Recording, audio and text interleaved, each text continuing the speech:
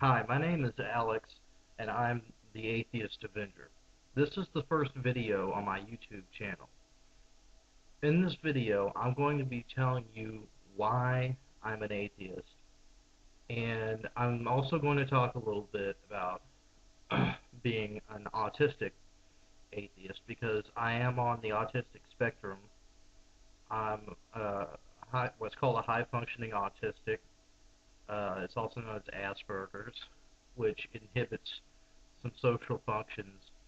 Uh, but anyhow, I want to go ahead and get to the main topic. This is my first video, so excuse me for being extremely awkward, and maybe I'll get a little bit better with this as time goes along. Alright, so first let me give you my religious background. I grew up in a house that was not religious really at all. Now, you know, my mom would try to contradict that a little bit now with some revisionist history, you could say. When I was growing up, we did not attend church, and we just didn't talk about God and Jesus and all that kind of thing in my home. Now, it was something I was exposed to all the time because, you see, I grew up in the Bible Belt. That's where I live today, right now. And it's the kind of culture where you're surrounded by God and Jesus all the time. I mean, it's in everything. That's, social life in a small town like where I spent the majority of my childhood. It revolves around church and football, high school football. So, so anyhow, yeah. So I grew up in this environment where my household wasn't religious, but I was surrounded by it. My grandparents, my mother's parents, were very religious. They were Pentecostal slash Assembly of God, and uh, it was it was it was full bore religion, like old time religion. At their church they would talk in tongues, and it was a little bit fire and brimstone. So my main exposure to religion was through my mother's side of the family, and who most of them were very religious, and just the community going to school, especially the school I went to, because they're very, very religious in that town. It's a small little town, and there's a ton of churches there. I mean, just a plethora of churches. You know, they're more common there than gas stations or anything else. And there's like a lot of youth ministries there. It's a little town that in the area is kind of known for having Christian stuff. So so yeah, and I grew up with my view of religion coming from outside the home, not inside the home, mainly. And so I got a very negative view of organized religion fairly early on, just experiencing some of the ignorance in the town I grew up in East Texas. And I didn't like the way Christians acted. I didn't. Some of the things that put their belief system in a negative light was, first of all, I didn't like how, you know, it would just seem so arbitrary to me that some Christian kid would point out, well, hey, that's a sin, or, it seemed they'd always bring in the religion to put a damper on something or to have something negative to say about something. That seemed to be the context it was brought in. And one of the earliest incidents that happened was that my grandmother, my well-meaning grandmother, she told me that pets don't go to heaven. The dogs and cats and all that don't go to heaven. After my cat had got hit by a car and died, and it really, really upset me. And when I told my dad about it, it's something that at the time I remember it pissed my dad the fuck off. I mean, he was not happy. And that was probably the first time I ever really thought about dying at all or anything like that. It's about 7 years old at the time, I guess, 6, 7 years old. But so that was something early on that gave me negative feeling about religion, you know. But you're immersed in that cultural milieu, I guess is how you pronounce it. And so even if you're not indoctrinated with religion by your parents, which I really wasn't, you just kind of assume, since everyone else talks about this as if it were real, that it is real. So I just kind of had this very shallow, surface level. Okay, yeah, there's God. I mean, everybody talks about God. You know, it just it was something I just sort of accepted, but I didn't delve deep into it. I was a kid, and contrary, to what religious people try to do by filling little kids' heads with death and talk of the afterlife, kids don't give a fuck about that shit. The, they don't want to hear about that. They want to play and be happy. I mean, you're young in life. You haven't been soiled yet by the realities of life. And what do the religious want to do? Well, they want to fill their children's heads with morbid fucking bullshit. You know, when I was a kid, as I said, part of my exposure to religion was through my grandparents and their type of religion.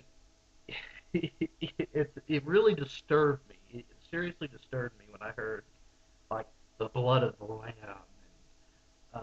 and all these different terms, Holy Ghost. It seemed like something out of a horror movie, to be honest. It seemed like yeah, it seemed like something out of Children of the Crow. He who walks behind the road. So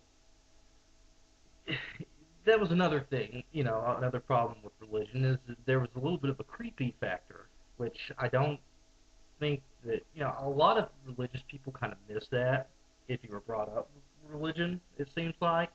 They just see it as normal, but, if you weren't in a household, growing up in a household where that's what you were told regularly and, your mom and dad put it in your head, it was yeah, it was a little psychologically distressing as a child to be exposed to that kind of shit.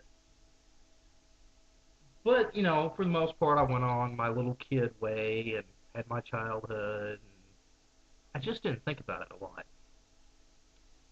Then during adolescence, the time I was entering adolescence, you're becoming more aware of your surroundings, and it's a time in our life when people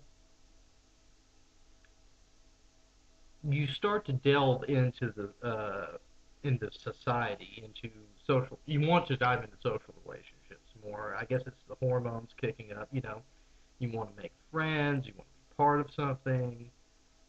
It's just part of what you go through in going into adolescence and growing up.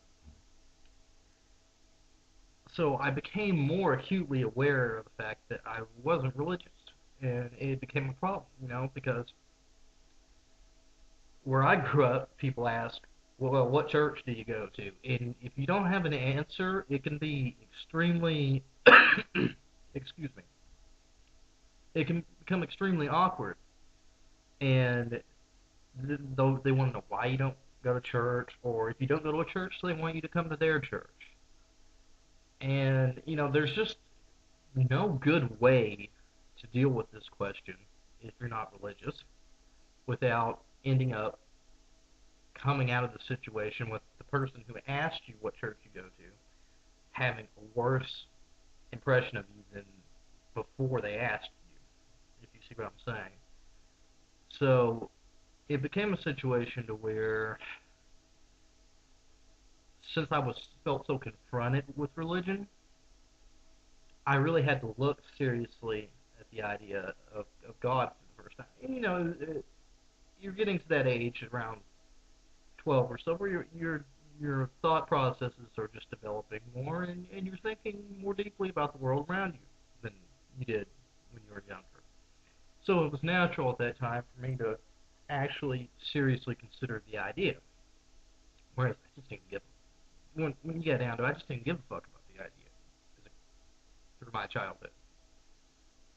And initially, my honest assessment, which was free from the bias of having been brought up with it, saying you need to believe this, so I guess it was fairly objective because even though I had negative feelings already about religion, at that time it was more just religion, whereas I didn't really have, I was neutral about the actual beliefs about God and, well, what happens when you die, and the substance of the beliefs I was neutral on.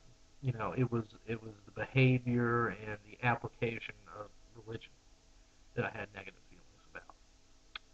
So I came to the conclusion that no, it doesn't appear there's a God. I mean, there's no evidence for it, and we've got science to figure out how the universe works, which is based on actually doing things and showing things. You have to show your work, whether rather than just say, well, you just got to believe.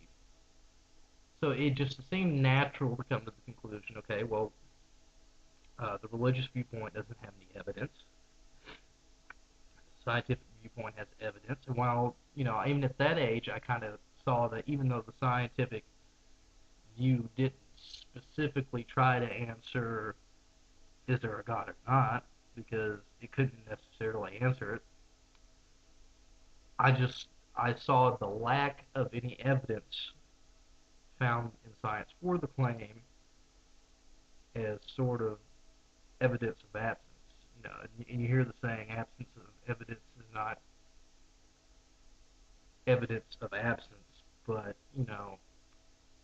I think that it's safer to assume that